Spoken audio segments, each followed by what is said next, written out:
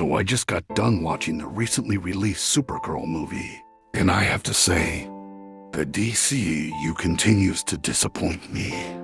In my opinion, James Gunn still doesn't fully understand the core of these iconic characters, and this movie heavily diverges from the comic it was based on. Spoiler warning: if you haven't seen the movie yet, this is your chance to click away because I'm going into full spoilers. Let's start with the visuals.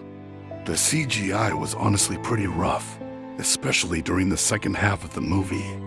Instead of capturing the vibrant, colorful look of the comics, the film ends up looking dull, brown, and visually flat.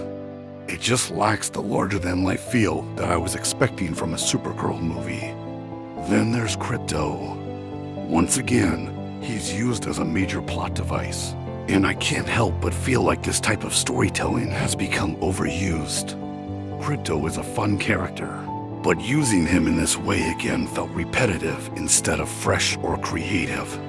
Now let's talk about Krem. For me, he was a completely forgettable and cringe-worthy villain.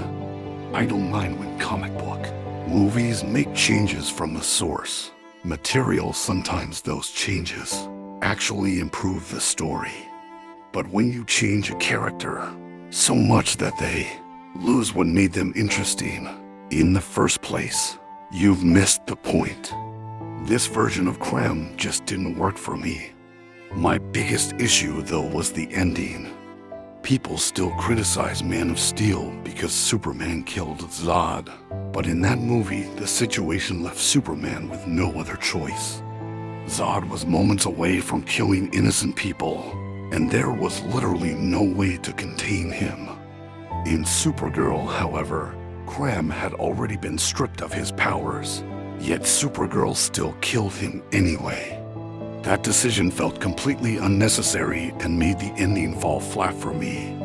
And yes, I still think David Cornswet looks a little goofy as Superman. That's just my personal opinion.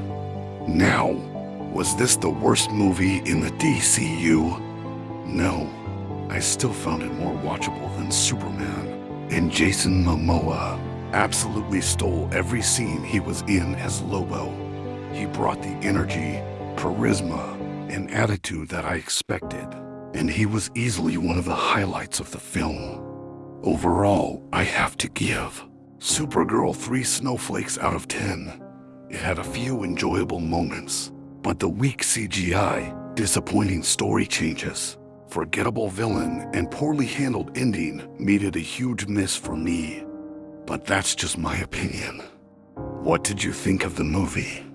Did you love it, hate it, or are you somewhere in the middle?